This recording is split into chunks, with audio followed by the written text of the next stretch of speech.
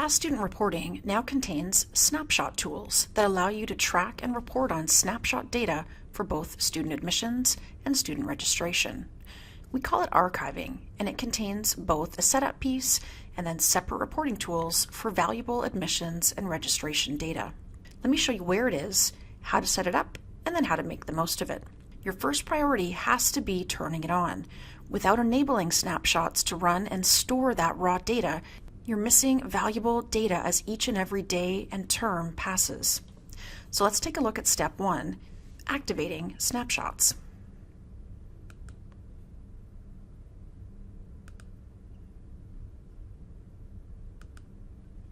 Now this is typically a centralized function, mainly because the menu items fall under the administration menu, which is normally reserved for student administrators.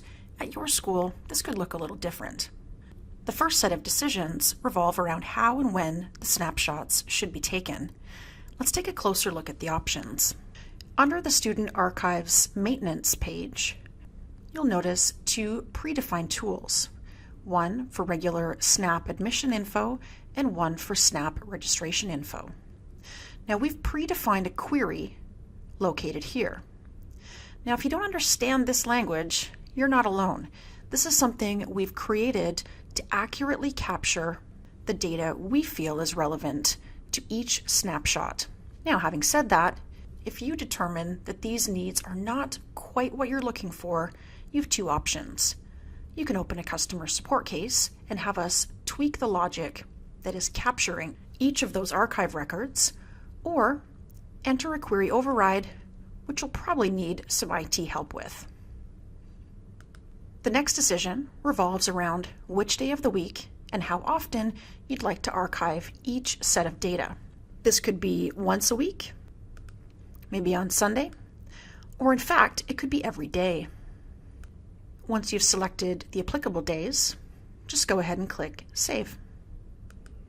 Now the rules are pretty simple and can also be clarified and defined to the institution's liking. We're going to snap all registration info as long as that term is open for registration. Makes sense. In terms of admissions data, you get to configure which terms are going to be actively open for admissions, and we would assume those are the terms you're going to want to include in the snapshot. This can be specified in your query and can also be set up using the configuration settings. Configuration setting number 360 allows you to specify how many days prior to the start of term do you want to snap admissions data for that term. When you're ready to make use of the archiving tool or turn on snapshots, just turn it on by clicking Enabled, and don't forget to save your changes. And lastly and optionally, you can include a notification group, and what this does is if for some reason the snapshotting fails on one of the selected dates, do you want a specific group or members of a specific group to be notified?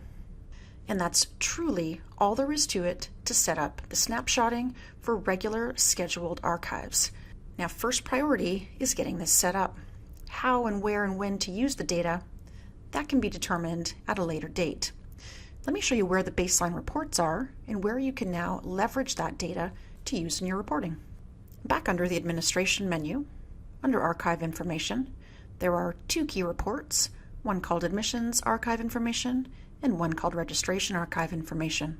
Now, depending on how long you've been actually collecting this data for, is going to definitely depend how much raw data there is to work with. Now, it looks pretty much like any standard reporting page in Fast Student Reporting, where I can query by things like term, student ID, admit type, residency code, application status, or any other basic parameter in terms of student admissions. We also have an archive version filter. This is a multi-select, allowing you to select from multiple archive dates and compare them. This could be something as simple as the first day of registration year over year.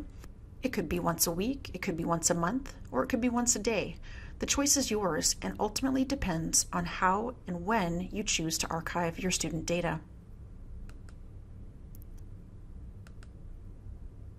If I select an archive version and execute my report, I get my basic raw data that includes all of the key parameters of student admissions and, in the case of registration, all my baseline registration detail. Now, to be honest, the sky's the limit in terms of how, where, and why you may choose to leverage this data. The frequency and amount of raw data available is going to significantly impact your choices. Step 1, let's get these archives set up to run at whatever interval your institution deems to be important. Step 2, then we can start to explore some of the many ways we can use this data to now report on a regular basis based on year over year, month over month, and term over term. Thanks for joining us, and we will see you for the next tutorial.